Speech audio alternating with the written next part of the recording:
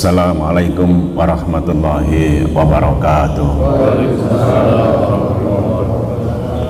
Alhamdulillahil karim ar-rahman alamal quran halaqal insan alamal bayan.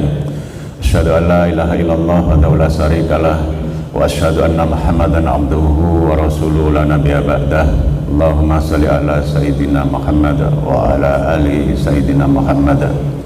Jamaah salat subuh yang dirahmati Allah, alhamdulillah pagi ini kita ditakdirkan oleh Allah menjadi manusia yang beriman, manusia yang sehat fisik dan jiwanya, dengan satu bukti yang sangat jelas, yakni kita bisa sholat subuh berjamaah. Insyaallah mudah-mudahan saudara-saudara kita, tetangga-tetangga kita yang lain yang belum bisa juga bersamai masjid ini untuk sholat subuh berjamaah, mudah-mudahan ditakdirkan oleh Allah untuk menjadi manusia yang beriman pula dan sehat jiwa raganya. Hari ini ada satu materi yang ingin saya angkat, yang jarang dipelajari di sekolah-sekolah, tetapi penting sekali dan menentukan arah surga seseorang, ya. Adalah satu keterampilan mengelola amarah. Ini keterampilan yang sangat penting karena ada hubungannya dengan surga. Harusnya keterampilan seperti ini itu dipelajari sejak kecil, sehingga nanti kalau sudah balik itu menjadi sangat terlatih, dan kemudian kalau dipanggil oleh Allah, kita semuanya berada dalam kondisi husnul khotimah, gitu ya. Nah, bapak-bapak, ibu-ibu, amarah ini berkorelasi dengan sakinah. Sakinah itu artinya tenang. Banyak rumah tangga yang tidak tenang karena bisa jadi suaminya pemarah, atau istrinya yang pemarah, atau dua-duanya sama-sama pemarah, ya. Nah, saya jumpai fenomena-fenomena seperti ini itu menggejala besar di Jawa Timur, ya, terutama Jawa Timur. Insyaallah, betapa beratnya kalau kita ini punya pasangan yang gampang marah, ya, apalagi tidak pandai untuk memaafkan, maka keluarga kita ini menjadi keluarga yang penuh masalah, ya. Ada yang menceritakan kepada saya, Ustadz, suami saya itu ya Allah, kalau ibadahnya itu ya Allah rajin, tekun ke masjid, tapi gampang ngamuk, Ustadz, ya. Ada juga sebaliknya, ya, istri saya, Ustadz, gampang tersulut emosinya, ya. Nah, ternyata menurut data, Pak, ya, hal-hal yang seperti ini tuh ngefek ke Jawa Timur, ya. Beberapa waktu yang lalu saya ini diundang oleh salah satu anggota dewan di Jawa Timur ini untuk salah satu diantaranya memetakan kondisi Jawa Timur itu kayak apa. Salah satu data yang saya temukan adalah Jawa Timur itu kasus cerai tertinggi akibat KDRT itu tertingginya Jawa Timur, juara satu kita ini, ya. Dan juaranya telak sekali itu, ya. Jawa Barat itu mungkin sekitar sepertiga seperempat kita jumlahnya. Jawa Timur, ya, ngau-mamuan loh, ya.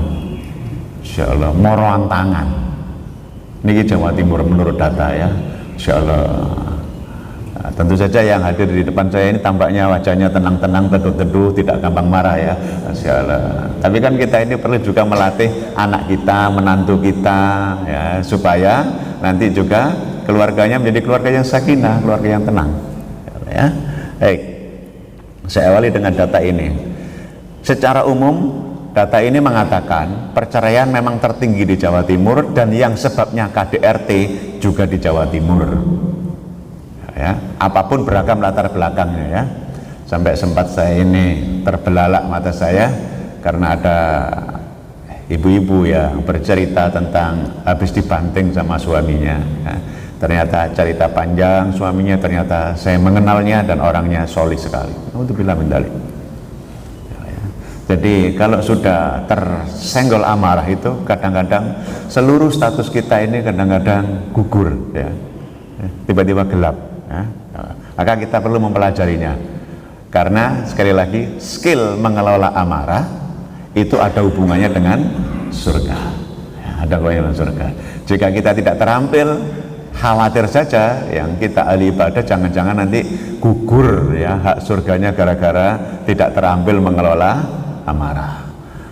Ada orang yang pintar mengelola amarah, karena pada saat dia marah itu dia bisa menahannya, dan pada saat dia marah dia tahu proporsinya, ya, tidak berlebihan, dan bisa marah sesuai dengan siapa yang harusnya dimarahi.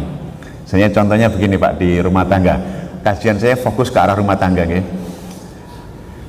Ada anak empat nih di rumah, terus salah satu di antaranya bikin masalah. Biasanya kadang-kadang ya dimarahi satu atau empat-empatnya. Ada yang marahi satu, ada yang marahi empat-empatnya. Dan anak-anak yang tidak ikut dalam tanda kutip melakukan kesalahan ini mendapatkan emosi yang berbuncah dari orang tuanya, sehingga punya luka-luka batin yang menganga di dadanya. Sebagai contoh sederhana yang lagi viral kemarin Mbak, yang kurang minggu sepekan yang lalu, ada 2 orang anak yang usianya mungkin seperti saya, ya, sudah dewasa, membawa ibunya yang sudah umur 72 tahun ke panti lansia khusus orang-orang terlantar, ya, diserahkan di sana. Menurut video yang beredar itu, bahkan nanti kalau ibu saya ini meninggal tidak perlulah saya dikabari. Allah, wallahu a'lam, ya. Mungkin sebagian orang memandang anak ini durhaka, sebagian orang memandang lagi mungkin anak ini terluka, ya, sehingga tidak mau lagi merawat ibunya. A'udzubillahi min dzalik, insyaallah. Ya. Maka kita perlu untuk memikirkan yang seperti ini, ya. Jangan sampai nanti kita ini gampang terpicu oleh amarah sehingga hak surga kita menjadi bermasalah, ya. Di panti itu saya pernah datang dan pernah saya cerita di masjid ini, saya cerita ulang untuk menjadi pengingat saja. Saya datang ketemu dengan Bakung Bauti yang konon menurut datanya 250 orang, tapi tidak semuanya ikut acara kajian saya karena ada yang kembang bayang nunggu dijemput malaikat maut. Saya tanya, Bakung Bauti, napa panjenengan pengen husnul khotimah? Nggih Ustaz, nggih, insyaallah. Perilakunya kayak kanak-kanak TK karena sudah tua-tua, ya, kayak kembali ke kanak-kanak, ya. Siapa yang kepingin nanti diampuni oleh Allah? Angkat tangan rawoyoan kayak anak-anak gitu, ya. Nah, yang bikin saya agak dek di hati itu adalah yang tangannya stroke itu, yang keple-keple itu, dia angkat ngotot, tat kula nggih Ustaz, nggih tat kula nggih Mbah nggih. Pedi nek gak diakui ngono lho, ya. Insyaallah. Siapa yang kepingin nanti disediakan surga oleh Allah rawuh bukan nggih Ustaz, kula Ustaz, ya Allah. Baik Mbah, saya tunjukkan, ya, salah satu di antara orang-orang yang nanti akan mendapatkan hak surga itu adalah orang-orang yang punya kemampuan memaafkan orang lain. Dalam Al-Quran itu ada sepotong ayat namanya wal afina anin nas, ya, ini mampu memaafkan kesalahan orang lain. Bakung saged memaafkan kesalahan orang lain, nggih. Bauti, nggih. Insyaallah. Saged memaafkan kesalahan tetangga-tetangga kita, nggih, saged Ustaz. Saged memaafkan kesalahan teman-teman kerja kita dulu, nggih, saged Ustaz. Wabil khusus sekarang saya mewakili, ya, saged memaafkan kesalahannya anak-anak kita. Semuanya nggak ada yang ngomong, langsung sok diem, ya, diem, ya, karena diem saya ulang, ya. Bakung Bauti saged memaafkan kesalahan anak-anak kita, nggak ada yang ngomong, tapi air matanya sudah mulai meleleh. Saya ulang lagi, Bakung Bauti yang pengen masuk surga saged boten memaafkan kesalahannya anak-anak kita, pecah tangisnya bareng-bareng. Saya juga ikut nangis karena betapa beratnya untuk memaafkan itu, ya, pecah tangisnya. Dan ada yang berani berkata, Ustaz, dikengken lintune nggih, kula nek dikengken tibaan saged, dikengken sholawatan saged, dikengken tilawah nggih saged, tapi kalau memaafkan anak-anak mboten saged Ustaz. Lho lah pripun, wong niki ayatnya bukan saya yang bikin, insyaallah. Lah kalau pengen diberi hak surga, ya bisa memaafkan. Nangis rame jamaah. Dan kemudian ada yang bilang kayak begini, Ustadz, saya ini masih gak ada tanah sak ceblok dan meloman niku lho. Tapi kula niki dipaksa anak-anak kula ten mriki mboten ate disambangi Ustadz. Sekarang Ustadz nyuruhan memaafkan anak saya itu mboten klintu ta Ustadz. Nangis. Berat ya, ternyata. Berat sekali. Nah kadang-kadang amarah-amarah kita pada saat anak-anak masih kecil itu membuat luka-luka di hatinya yang kita tidak sengaja, dan kita tidak paham kalau luka itu dipelihara sampai dewasa. Ada kasus ayah dibuang oleh anaknya di tempat sampah, kemudian dipungut oleh dinsos, anaknya marah-marah, biarkan bapak saya di sini, gak usah diambil, kan banyak sampah di sini juga. Kasus-kasus seperti ini banyak, ya, banyak karena amarah yang tidak bisa dikelola. Ya. Nah, mudah-mudahan anak-anak kita semuanya nanti tumbuh menjadi anak-anak yang solih-solihah, ya, penuh bakti pada saat kita sudah masuki fase-fase asar, ngeten ya, secara usia, fase lansia kayak begini. Mudah-mudahan anak-anak kita juga sabar nanti ya, merawat kita yang sudah mulai nanti mungkin gampang lalian kita ini ya. Insyaallah, kayak kacamata ya bingung tiba-tiba nang dhuwure bathuk gitu loh ya. Insyaallah. Wis mari diparingi maam sama anaknya, ngomongin nang ngone tangga jare gak dikai mangan. Nah, Mas begitulah lansia. Makanya sebenarnya Pak, saya ini sedang merintis, menginginkan banyak kita ini membuat kajian-kajian parenting, caranya ngurus anak, tapi tidak banyak kajian yang membahas caranya anak ngurus orang tua. Itu tidak banyak. Caranya anak ngurus orang tua itu tidak banyak. Ya, saya sedang merintis, berupaya menulis bukunya nanti supaya anak-anak muda kita yang menikah barusan punya anak 1, 2 itu yang juga mengurus anaknya sekaligus mengurus orang tuanya. Ya. Ini penting ya supaya kita tidak terlalai untuk urusan ini. Ada satu data misalnya di Jawa Timur ini, ada sosok suami yang sadis di Malang, itu marahnya sampai membunuh dan memutilasi istrinya. Waduh, kebablasan ini ya, membunuh dan memutilasi istrinya, kebablasan ini. Ada juga di Mojokerto itu, beritanya ini Polwan membakar suaminya sampai tewas, dibakar ya, sampai tewas.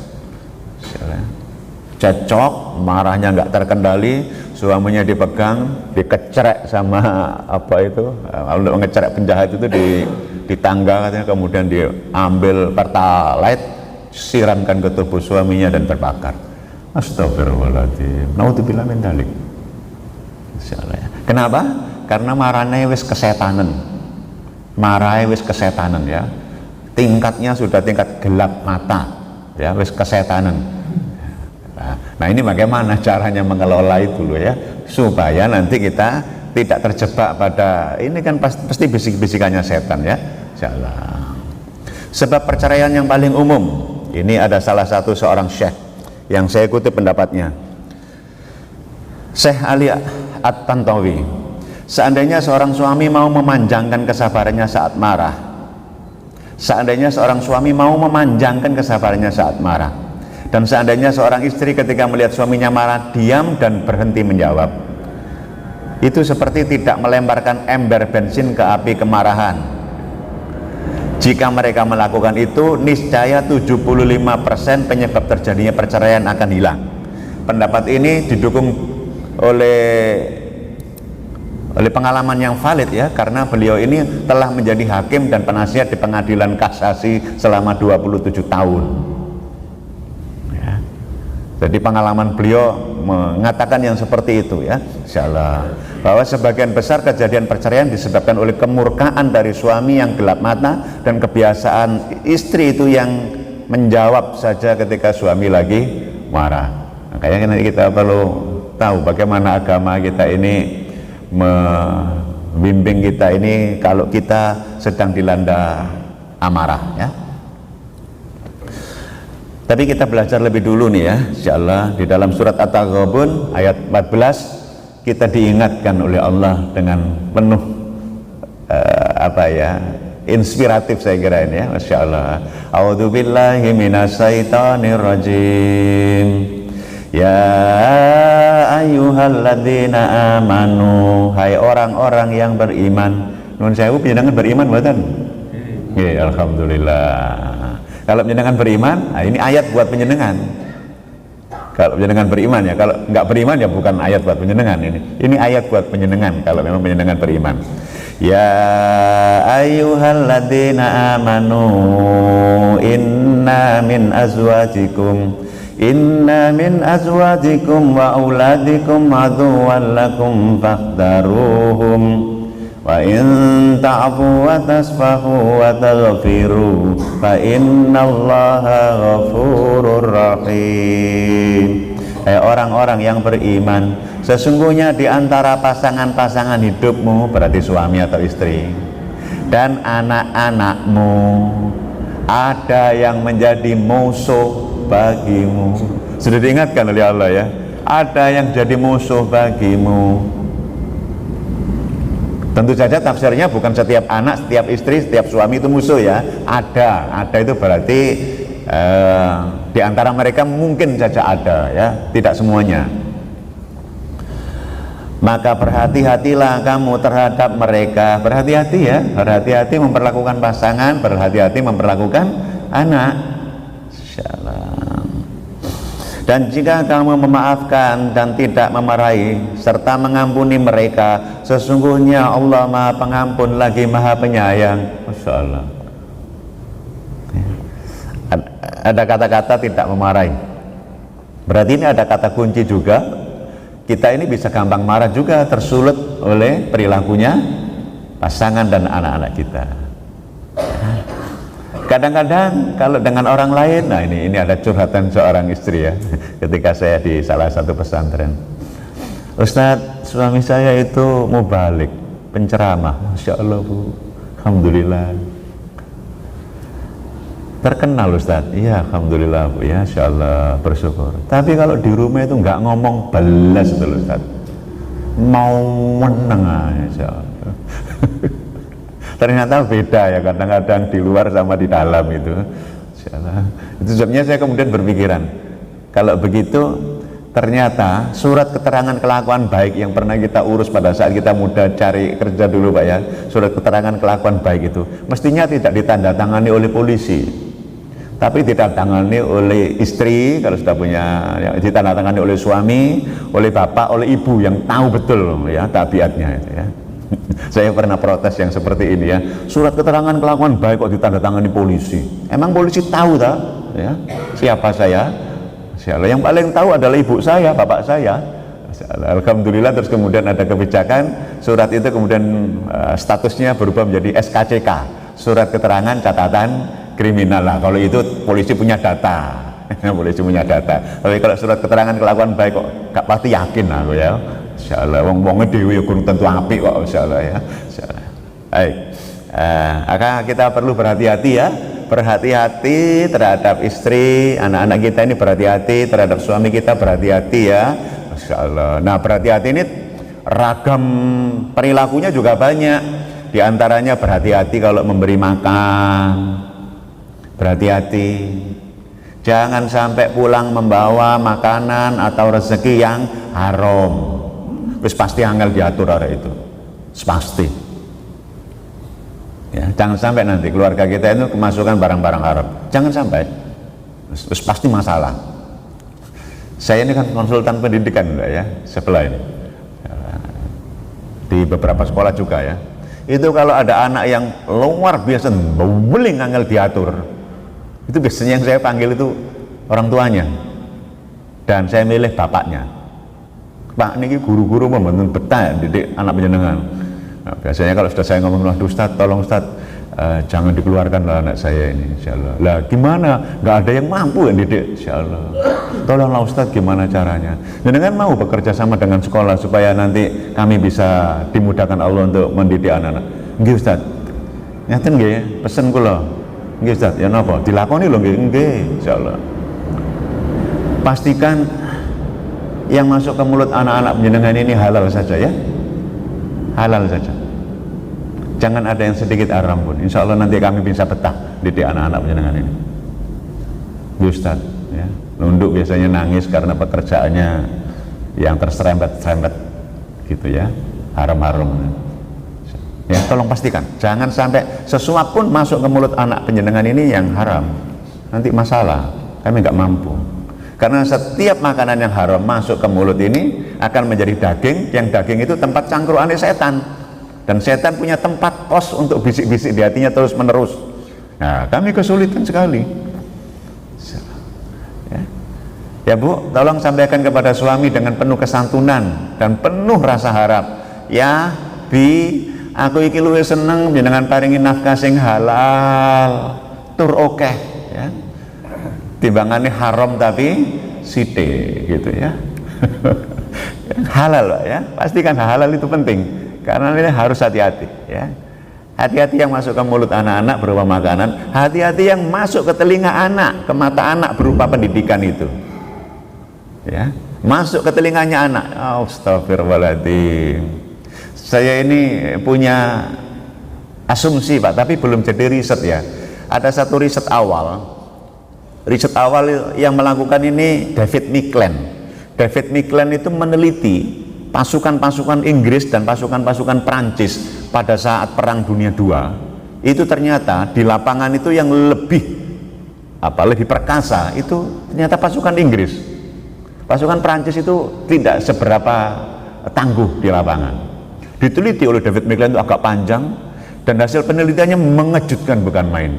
Ternyata pasukan Inggris lebih perkasa di lapangan karena waktu kecilnya pasukan-pasukan Inggris itu sering mendapatkan cerita dongeng dari orang tuanya ataupun gurunya tentang pahlawan-pahlawan yang heroik.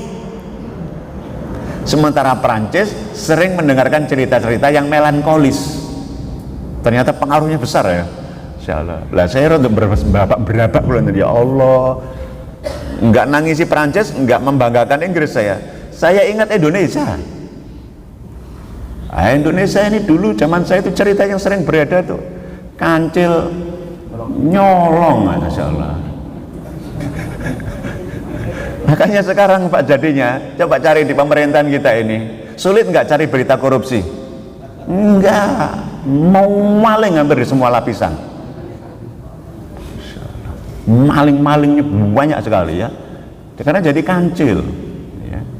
Ngakali SPJ, Insya Allah. Sampai saya geli-geli sendiri waktu itu ya karena ketidakmampuan saya berdakwah.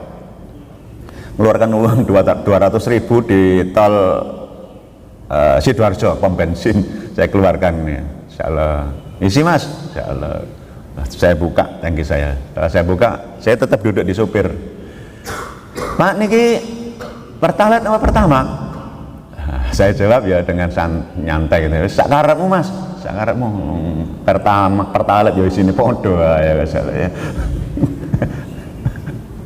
Kan kasus-kasus Pertamina ya Allah. Ya. Maka Pak hati-hati Pak ya. Bercerita kepada anak itu hati-hati. Makanya di lembaga yang saya kelola ini saya melarang guru-guru ojo cerita-cerita sing fiktif. Ya. Saya tegas sekali nanti bisa mengusulkan pemberhentian penjenengan kalau sampai cerita-cerita yang bermasalah. Karena pengaruhnya sampai dewasa. Allah karim, astagfirullahaladzim. Lihat jenengan perhatikan buku-buku kita dulu Pak, ya cerita tentang terjadinya satu daerah yang itu fiktif mengandung kesirikan. Oh ya. Dan kesirikan kemudian dipelihara sampai dewasa. Kisah tentang ada anak ganteng ya mau berburu di hutan. Insya Allah, karena nggak ada hewan yang diburu, tiba-tiba dia noleh ke atas, ada 7 cewek yang lagi terbang-terbang. Masya Allah. Kemudian berhenti di danau.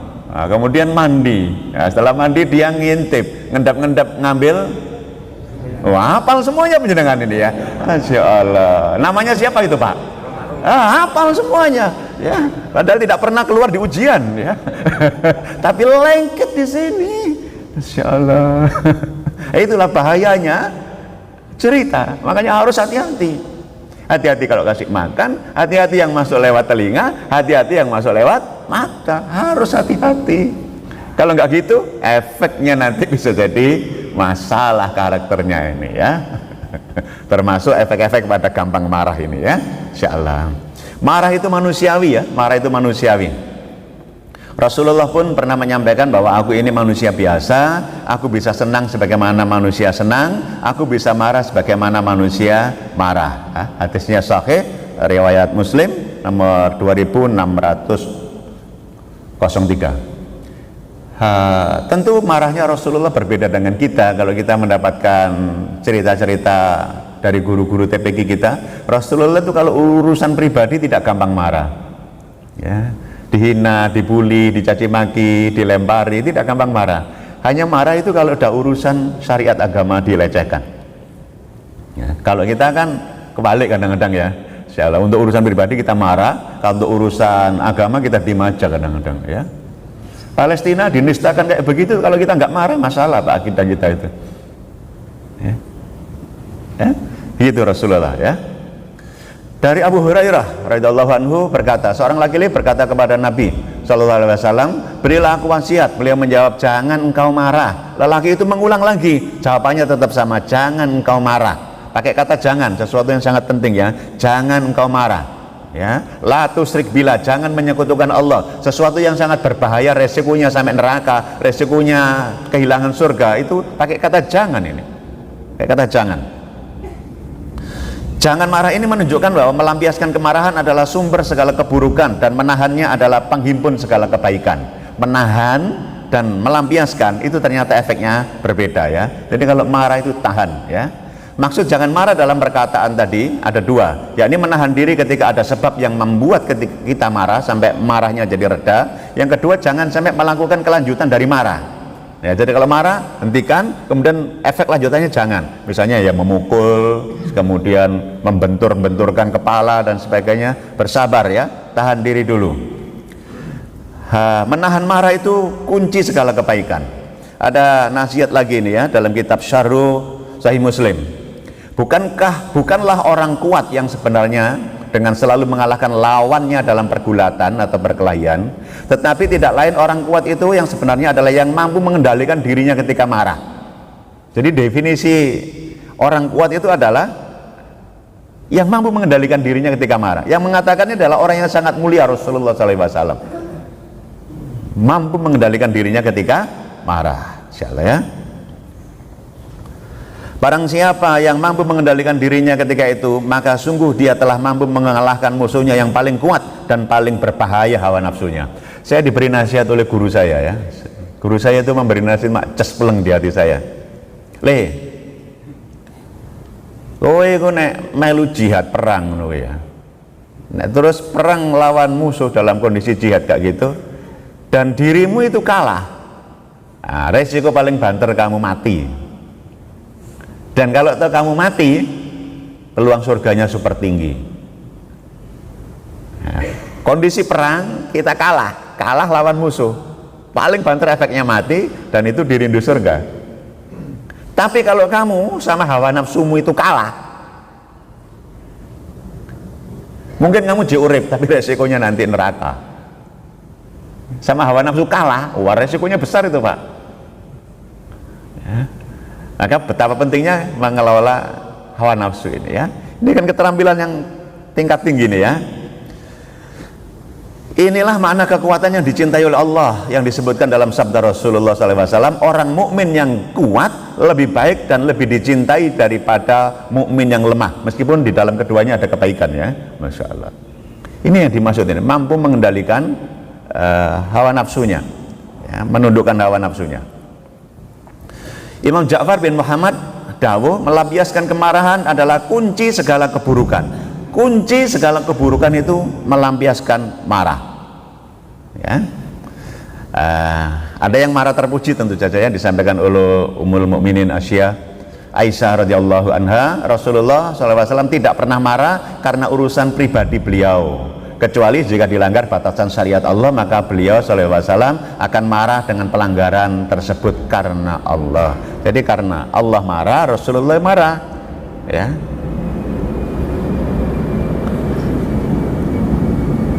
Beliau, tambahan riwayatnya, beliau itu marah terhadap apa yang dibenci dalam Al-Quran dan ridho dengan apa yang dipuji dalam Al-Quran. Sekarang kiatnya menahan marah. 1. Membaca ta'awud. meminta perlindungan pada Allah dari godaan setan. Karena marah itu campur tangannya setan pasti ada. Dan jika setan datang menggodamu, maka berlindunglah kepada Allah, sesungguhnya Dia yang Maha mendengar, Maha mengetahui. Berlindung, baca ta'awud, a'udzubillahi minasyaitonir rajim. Begini caranya. Kalau ada lagi tersengat rasa marah, ta'awud dulu. Toh nanti kalau marah itu tetap bisa jernih. Karena apa? Tidak ada campur tangannya setan. A'udzubillahi minasyaitonir rajim. Ya Allah, astagfirullah. Nah, kalau dalam praktek saya yang tentu saja praktek saya bisa jadi beda sama keluarga penyenengan ya. Kalau saya lagi kesel gitu ya, kan normal Pak ya, manusia bisa kesel juga ya, kesel gitu ya. Saya mendekat dengan istri saya, kemudian saya baca ta'awud, a'udzubillahi minasyaitonir rajim. Kok jek mangkel lah, jek muring-muring rasanya awak gue ya. Insyaallah saya lanjutkan. Qul huwallahu ahad, Allahu samad. Kok jek muara aja ya, qul a'udzu birabbil falaq min syarri ma khalaq. Jek greweket tengah ya. Qul a'udzu birabbin nas malikin nas. Insyaallah. Bisa jadi ini seolah-olah meruqyah.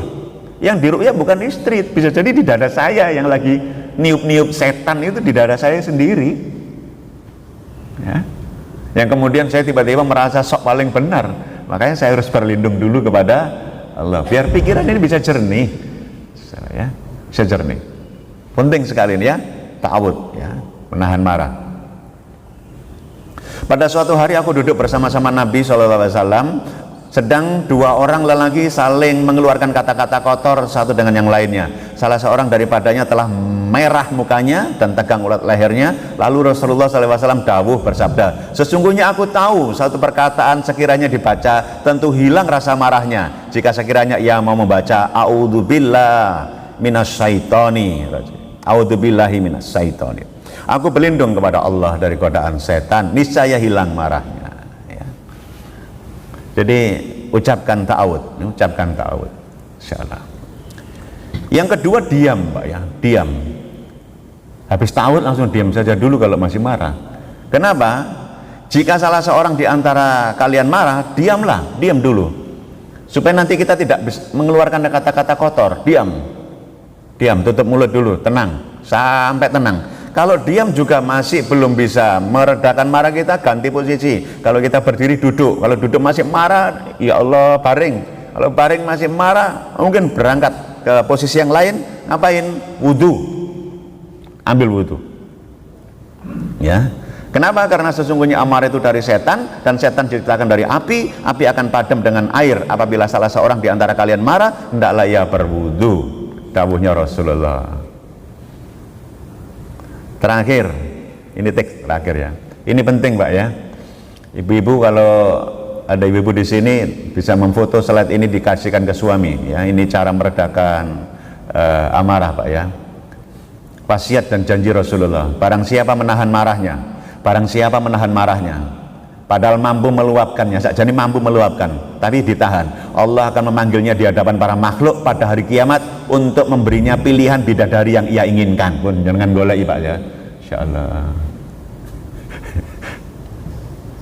Saking hebatnya orang itu bisa menahan marah, diberi pilihan bidadari dijajar-jajar milio.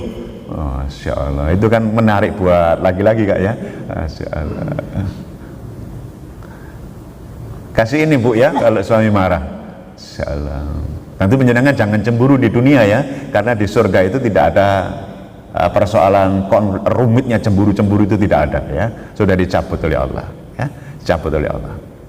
Jangan engkau marah, bagimu surga, la tadzab walakal jannah. Anak-anak kecil sudah hafal, cuman kadang-kadang prakteknya agak sulit ya. La tadzab walakal jannah. Jangan engkau marah, bagimu surga. Suatu ketika Pak, saya ngaji begini, itu ternyata ya Allah, saya juga berdoa mudah-mudahan tidak banyak ujian.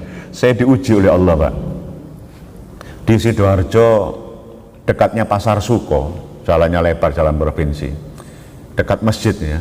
Saya nyetir mobil, sen kanan sudah sen kanan, persiapan untuk belok kanan ke bengkel.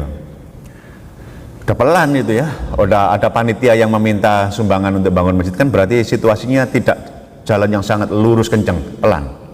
Saya sen kanan, tiba-tiba mobil di belakang saya ngebel dengan semangat kasar. Tot, tot, tot, tot, tot. Saya bingung apa ini soalnya.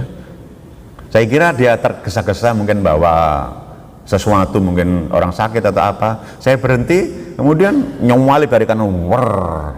Saya kira terus, ternyata berhenti di depan mobil saya. Kemudian saya didatangi, masih muda ya didatangi, ya saya buka kaca mobil saya, seret. Tiba-tiba saya dituding-tuding dan misui saya dengan kol-kola yang sangat mantap, jerot, gitu ya, bahaya, tempau wisui wong saya ini jeret, insyaallah.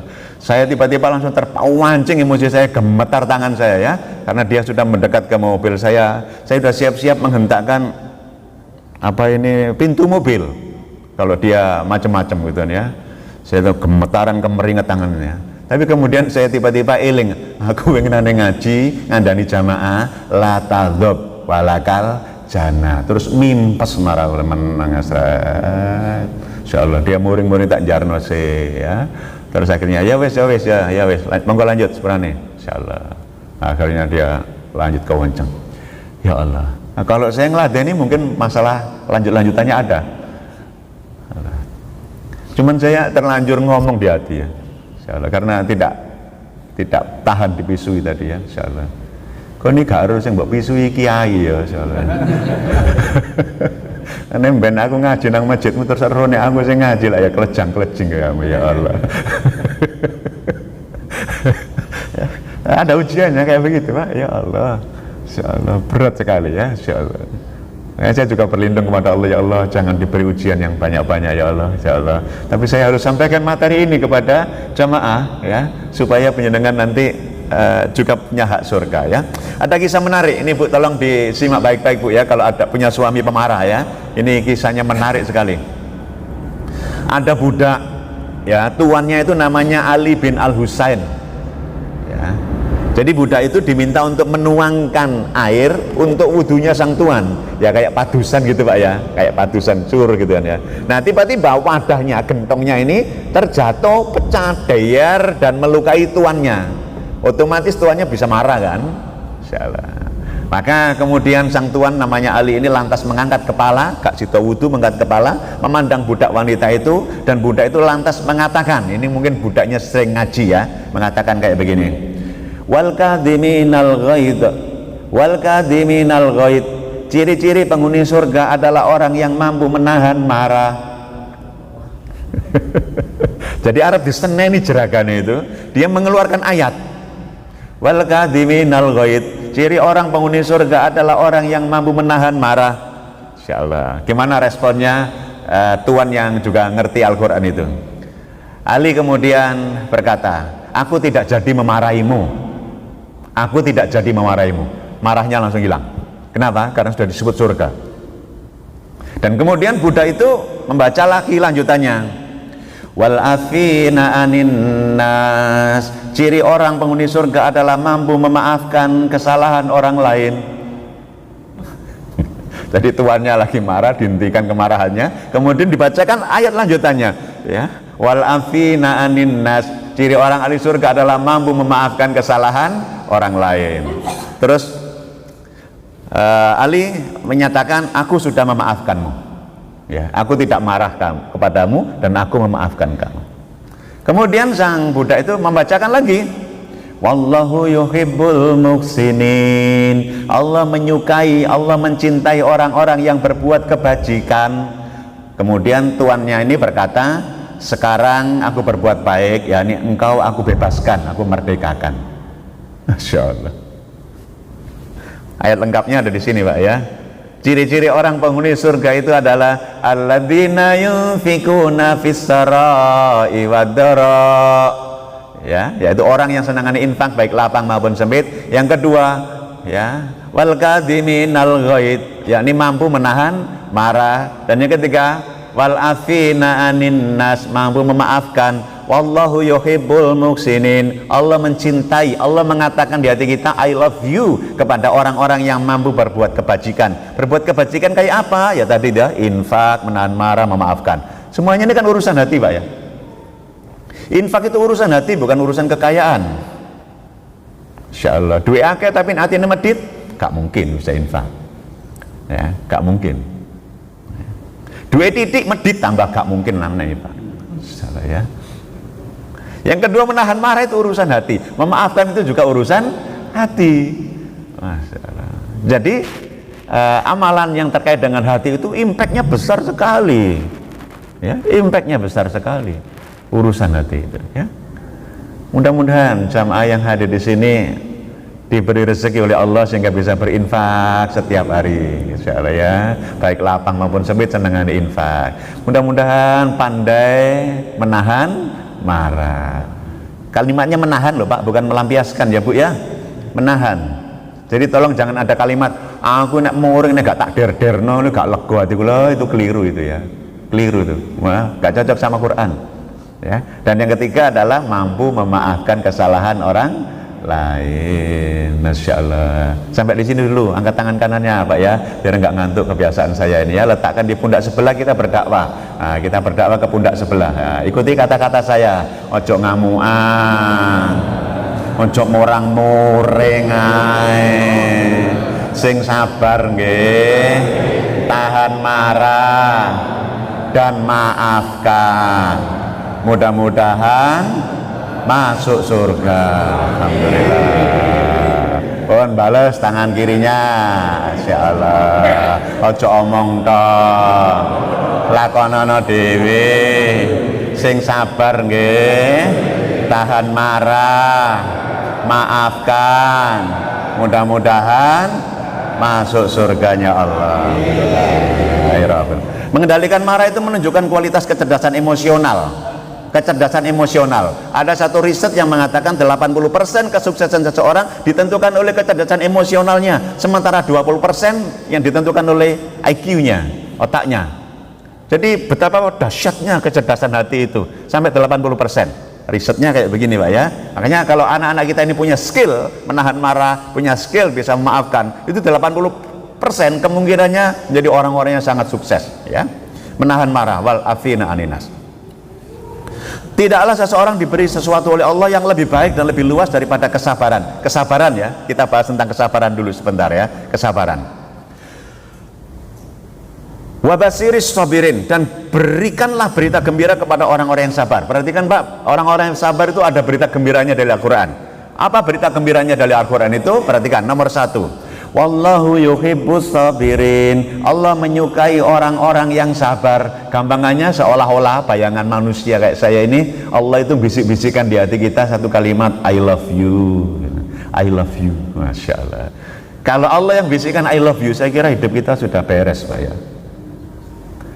Kalau pasangan yang bisikan I love you itu suatu ketika bisa berubah. Tapi kalau Allah sampaikan I love you itu Masya Allah, adem ya. Yes. Terserahlah urip kaya apa, tapi kalau sudah dijamin I love you itu ya. Tidak hanya I love you ya, diberi tambahan kata yang romantis. Innallaha ma'as sabirin. Aku akan selalu bersamamu. Romantisnya Gusti Allah. I love you. Aku akan senantiasa bersamamu. Masya Allah. Romantis sekali. I love you. Aku akan senantiasa bersamamu. Ada tambahan lagi. Yang ketiga ya, akan disediakan pahala unlimited. Unlimited, tak terbatas. Baik yo, nikmatnya wis dicintai, dibersamai, disediakan pahala unlimited. Masya Allah, unlimited, tanpa batas. Dan yang keempat, nanti malaikat itu akan berderet-deret di pintu surga menyambut kita. Salamun alaikum bima sabartum. Ya, dan kemudian kita dimasukkan surganya Allah. Salam sejahtera atas kalian disebabkan kesabaran kalian. Saya pernah bayangkan kayak begini Pak ya. Saya ini ada undangan ke Kalimantan. Dari hotel dijemput oleh panitia, kemudian berhenti langsung di lokasi acara. Nah pada saat saya turun, Insya Allah, itu ada upacara penyambutan. Ada upacara penyambutan. Itu guru-guru berderet ya di karpet merah itu berderet bersama siswa, ada acara penyambutan drum band, ada acara penyambutan apa salam-salaman.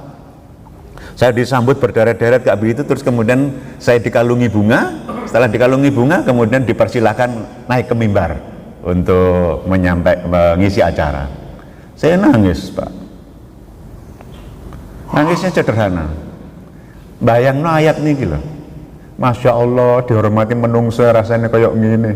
Dani omben ya Allah, nak ngene pintu surga. Kemudian para malaikat itu berderet-deret, ya, Masya Allah, menyambut kita, kemudian merunduk, bilang salamun alaikum bima sabartum dani ore nikmati. Untuk sambut menungso lah ini rasanya, Masya Allah, dani ore malaikat. Dan itu kalimatnya adalah salamun alaikum bima sabartum, salam sejahtera atas kalian disebabkan kesabaran kalian. Sabar, sabar.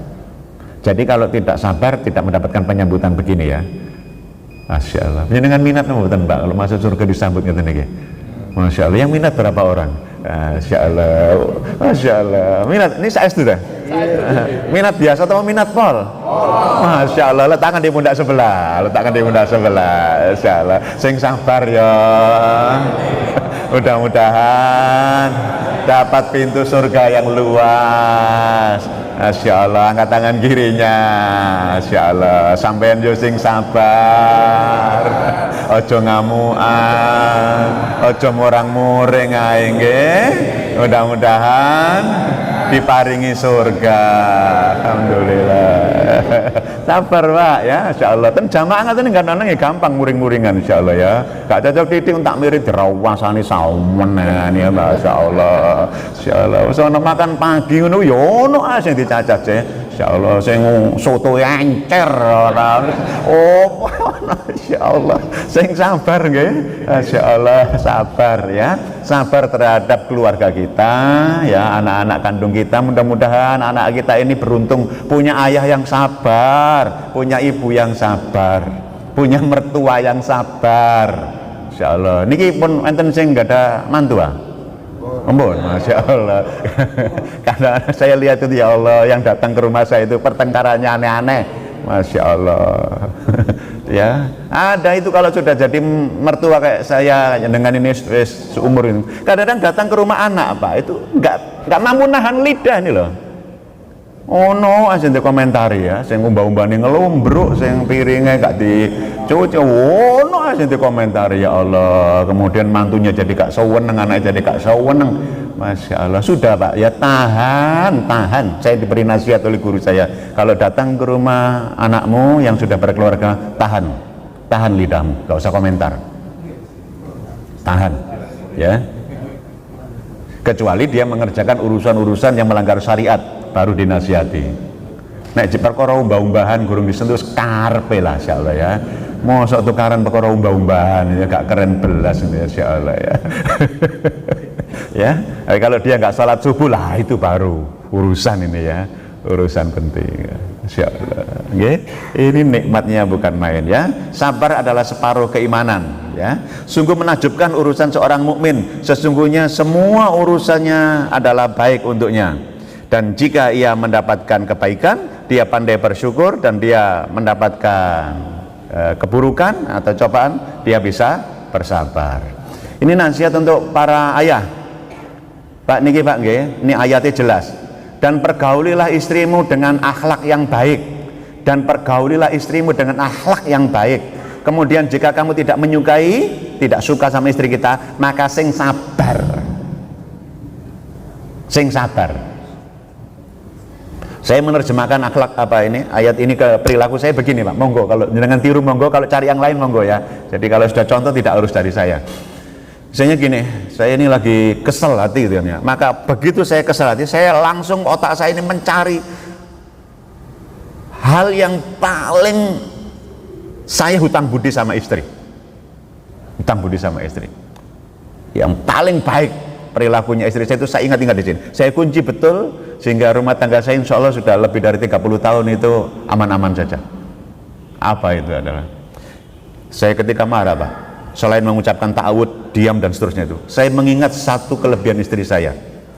Ya, ini tidak saya bicarakan di depan istri ini, dan direkam nanti suatu ketika dia lihat di YouTube ya. Saya itu pernah gulung kabel itu Pak ya. Karena tidak terlalu cerdas untuk urusan listrik. Saya copkan masuk dulu, celep gitu, kemudian saya gulung. Ternyata ada kabel yang mengelupas.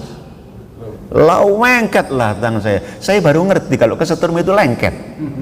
Insya Allah, nggak bisa dilepaskan. Insya Allah, saya tahu teriak nggak bisa dilepaskan. Ya Allah, nggak ada siapa-siapa di rumah. Istri lagi di belakang cuci piring. Saya tahu teriak ya Allah, lengket insya Allah. Bongok-bongok insya Allah. Istri keluar ya insya Allah, kuaget, ambil sapu, terus kemudian kabelnya disapluk, plak, katanya. Dan saya jatuh belak, semaput, bawa ke UGD, ya, kemudian direkam jantung dan sebagainya. Insya Allah, alhamdulillah masih baik semuanya, dan kemudian saya pulang, alhamdulillah. Dan kalau saya lagi marah saya eling-eling, nek biyen kabel iki mbok sapluk wis mati ya wis. Mati ya wis buyar ya, ya. Dan kemudian saya berterima kasih ya dengan cara hati-hati kalau lagi marah. Ini tangan saya makanya kalau cap jempol itu mesti jelek hasilnya karena sampai tembus ya, sampai terluka, terbakar. Ya. Jadi Pak ya, jadi kalau kita ini bisa melihat istri kita itu punya kebaikan, maka insya Allah kita bisa menahan marah. Ya, cari Pak. Silakan cari sekarang kebaikan istri kita yang begitu istimewa itu apa. Ingat baik-baik untuk meredakan rasa marah. Ingat baik-baik ya. Untuk ibu-ibu, nun sewu Bu, ini ada nasihat. Pernah ditanyakan kepada Rasulullah SAW, siapa wanita yang paling baik? Siapa wanita yang paling baik? Ternyata jawabannya cukup mengejutkan ya, bukan yang kajiannya banyak ya, bukan yang hafalannya banyak. Tentu saja kajian hafalan juga sangat baik, tetapi jawaban Rasulullah adalah yaitu yang paling menyenangkan jika dilihat suaminya. Menyenangkan jika dilihat Bu ya, dilihat. Silahkan tafsirkan Bun ya. Laki-laki itu makhluk visual, nggak banyak bicara tapi ndelok. Itu laki-laki itu ya, laki-laki itu masuk makhluk visual ya, gak banyak bicara tapi ndelok. Dan Bu, pandangannya mata laki-laki itu lebih tajam daripada pandangan perempuan ya, jadi nggak tahu bedanya ya, beda sekali. Ini yang ngomong laki-laki Bu ya. Jadi kalau ngelihat sesuatu itu gampang eling wong lanang niku ya. Maka tolong penyenangan kalau dilihat suami yang menyenangkan ya. Ini misalnya ya, saya selalu juga ngomong, misalnya saya ke Jakarta kan naik pesawat Pak ya, ngelihat siapa biasanya? Pramugari. Kira-kira penjenengan menunduk terus di dalam pesawat atau juga ya saksret dongak gitu? Insyaallah. Kok saya kok belum bisa Pak ya? Insyaallah ya, kadang-kadang melaku juga ketok ya Allah ya, miring-miringin dulu ketok kadang-kadang ya Allah. Merem kan itu tambah jelas ya bayangannya. Ya, memotret gitu loh ya. Agak nyampe di rumah, alhamdulillah ya saya sampaikan, bojomu iki mari ndelok bidadari, amin ndelok pramugari. Tolong di rumah ndelok bidadari ya. Insyaallah. Ya pun gitu Bun ya, jangan sampai nanti suami itu mendapatkan hak yang sisa-sisa. Saya juga selalu ingatkan kajian ibu-ibu, nek budal kajian, yo ayu-ayu nemen ta. Insyaallah harap ketemu ustaz kok tak ayu-ayu seger-seger nih insyaallah. Nanti di rumah ketemu suamimu yang ayu-ayu yang seger-seger gitu loh ya. Insyaallah. Masa harap ngaji ayu-ayu nyampe di rumah itu dasaran kalau komprot-komprot insyaallah ya.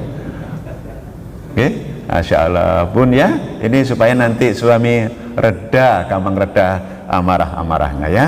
Ya ini paling menyenangkan jika dilihat ya Pak, lihat istri kita ya, lihat istri kita, jangan yang lain. Semoga kesabaran kita dalam berumah tangga menjadi pintu surga ya, ladang emas untuk berbuat kebajikan. Masya Allah Pak, nun sewu, kajian ini sederhana, pendek, tapi perlu penjenengan latih untuk anak-anak penjenengan ya, termasuk saya, termasuk penjenengan latih menahan marah, karena keterampilan ini jarang dilatihkan di sekolah.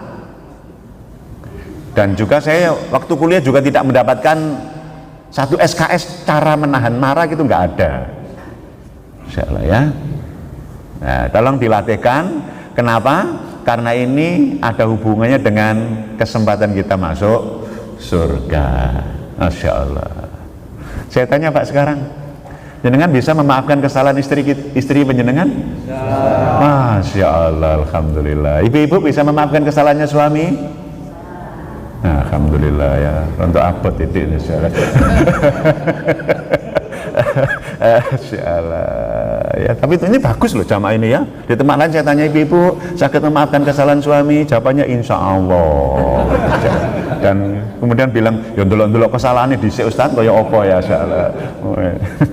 Insyaallah. Maafkan nggih Pak nggih? Insyaallah. Alhamdulillah Bu, maafkan kesalahan anak-anak kita semuanya, maafkan ya.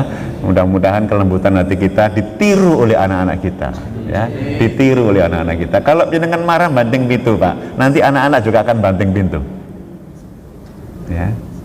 Jangan lagi ya, kalau jenengan marah banting pintu, suatu ketika anak-anak akan banting pintu juga kalau marah. Kenapa? Karena anak-anak itu mungkin saja ketika diomongi dia dengar tapi lupa, tapi kalau melihat contoh nggak bisa lupa Pak. Melihat contoh itu nggak bisa lupa. Maka kita perlu terlatih untuk menahan marah. Kalau perlu nggak bisa tahan marah, bingung ya. Saya ngajari murid-murid saya dulu di SMA caranya menahan marah sekaligus untuk melatih vokalmu agar kalau kamu tampil pembicara publik itu bagus nak ya. Saya pernah bawa ngajar SMA itu Pak ya. Semuanya anak-anak saya suruh bawa ember, saisine, insyaallah bawa ke teras kelas gitu ya. Oke, insyaallah. Kalau lagi marah, jengkel dan sebagainya, gimana kalau kamu tidak bisa tadi diam, nggak bisa mengubah posisi dan sebagainya? Nah, ini masuk ke sini, ya. Masukkan wajahmu ke situ. Teriaknya, mangkal teriak di situ nggak bilang, pelukuduk, insyaallah. Wes lega, lega Pak, insyaallah. Tapi nanti kalau menahan marah nggak bisa. Masya Allah, khawatirnya tangannya yang nggak bisa, mulutnya bisa, tangannya nggak bisa. Ya. Tuh masuk ke kamar mandi, marah-marah di situ, di dalam air, ya, pelukuduk, selesai, ya. Vokalmu nanti juga jadi kuat nanti kalau jadi pembicara publik. Itu makanya murid-murid saya SMA itu kalau ketemu saya itu Pak ya terkenang luar biasa ya, gara-gara ada pelajaran menahan marah sekaligus latihan vokal ya. Insyaallah. Ngaten nggih yang bisa saya sampaikan. Nanti kalau ada ujian Pak, ingat ya, tiba-tiba ada ujian mari ngaji ngene rek insyaallah ya. Saya sudah diijuli Allah tadi ya, dipisui oleh orang tadi ya, insyaallah. Allah alam jenengan mudah-mudahan tidak ada ujian yang terlalu berat ya. Insyaallah. Ya, tahan marah insyaallah. Cukup nggih? Masyaallah. Mari kita tutup dengan doa kafaratul majelis, penutup majelis. Subhanakallahumma wa bihamdika asyhadu an la ilaha illa anta astaghfiruka wa atubu ilaik. Makatan ihdinas siratal mustaqim. Assalamualaikum warahmatullahi wabarakatuh.